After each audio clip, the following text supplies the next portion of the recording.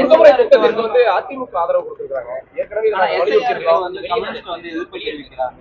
அப்படி இருக்குமா உங்களுடைய கூட்டணி? தொடர்ந்து அந்த வாக்காளர் பட்டியலுடைய திருத்தங்களை பொறுத்தவரை எஸ்ஐஆரை பொறுத்த வரைக்கும் நம்முடைய முதலமைச்சர் மாண்புமிகு தளபதி அவர்கள் அதற்கான எதிர்ப்புகளை பதிவு செய்து வருகின்றார்கள். பீகார்ல என்ன நடந்துச்சு நம்ம எல்லாத்துக்கும் தெரியும், உங்களுக்கும் தெரியும், மக்களுக்கும் தெரியும். அது போன்ற ஒரு சூழல் தமிழ்நாட்டில் வந்துவிடக் கூடாது. நிச்சயமாக வருவதற்கான அந்த அவர்கள் எடுக்கக்கூடிய முயற்சிகளை ஒருபோதும் திராவிட முன்னேற்ற கழகம், எங்களுடைய கழக தலைவர் ஒருபோதும் அனுமதிக்க மாட்டார். எனவே தலைவருடைய வழியில் அந்த எஸ்ஐஆர் வாக்காளர் பட்டியலுடைய திருத்தங்களை பொறுத்தவரை திராவிட முன்னேற்ற கழகம் மிக கவனமாக அதை கையாண்டு வருகிறது.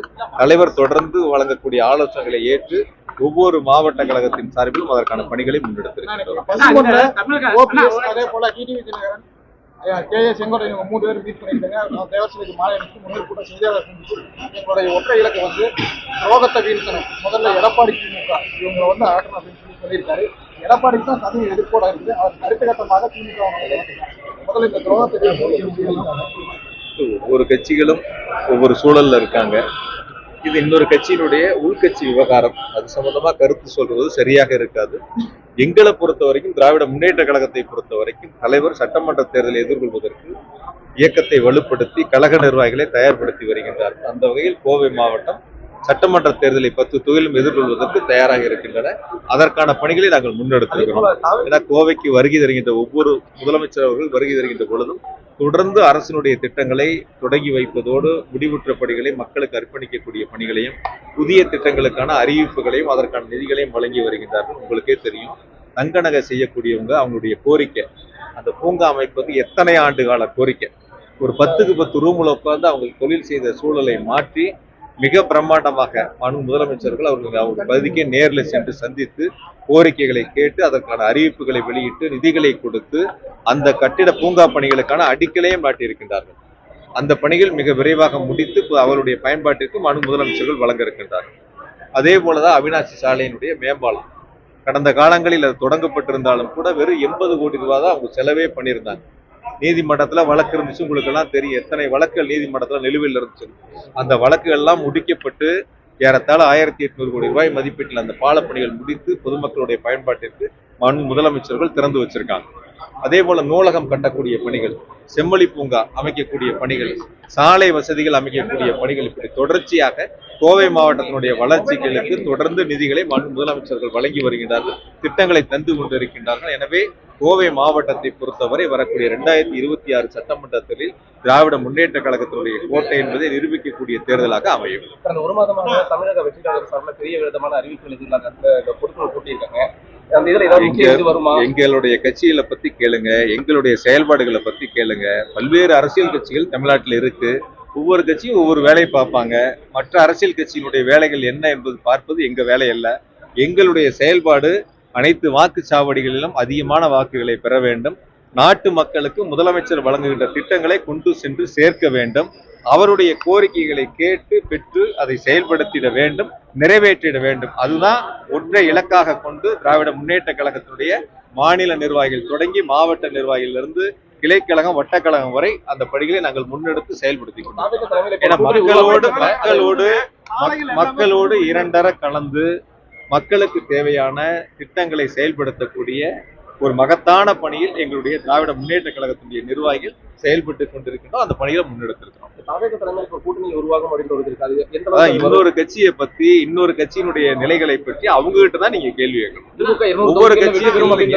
ஒவ்வொரு கட்சியும் நீங்க அந்தந்த கட்சியினுடைய நிலைப்பாடு குறித்து அந்த கட்சியினுடைய தலைவர்கள், 2ஆம் மட்ட தலைவர்கிட்ட கேட்டீங்கன்னா அது சரியா இருக்கும்.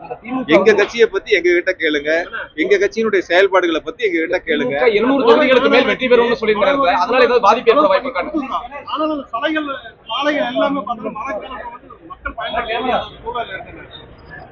என்னன்னா 2-3 மண்டலங்கள்ல பாதாள சாக்கடை அமைப்பதற்கான சொல்லி முடிச்சிடறேன். பாதாள சாக்கடை அமைப்பதற்கான பணிகள் நடந்துகிட்டு இருக்கு. அந்த பணிகளை விரைவாக முடிக்க சொல்லி அறிவுறுத்தி அந்த பணிகள் இப்பொழுது எந்த நிலையில முடிந்திருக்கிறதோ அதை முடிப்பதற்கான வேலைகளை வேகப்படுத்தியிருக்கோம், துரிதப்படுத்தியிருக்கோம்.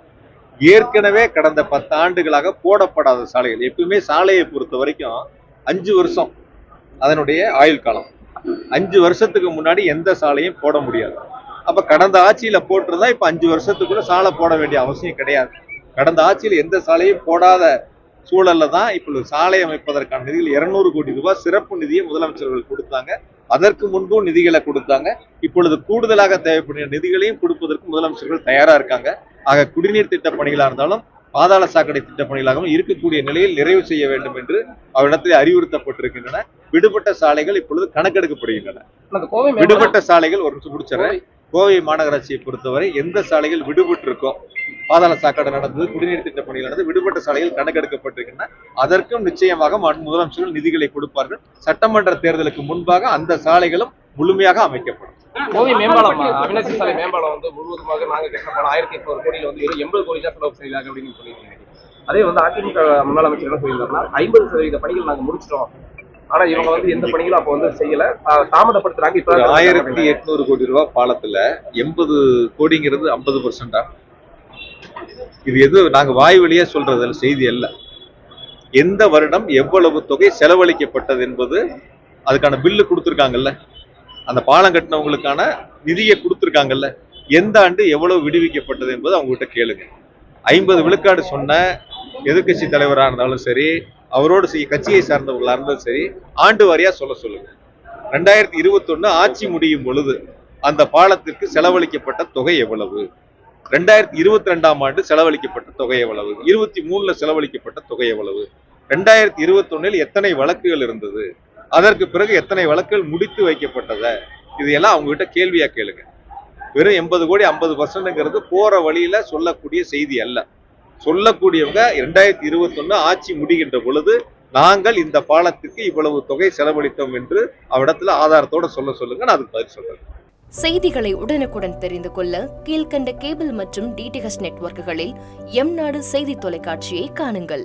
பாதகம் செய்பவரை கண்டால் நாம் பயம் கொள்ளலாகாது பாப்பா. மோதி மிதித்து விடு பாப்பா, அவர் முகத்தில் உமிழ்ந்து விடு பாப்பா. அண்மை செய்திகளை உடனுக்குடன் தெரிந்து கொள்ள இணைந்திருங்கள் எம்நாடு தொலைக்காட்சியுடன்.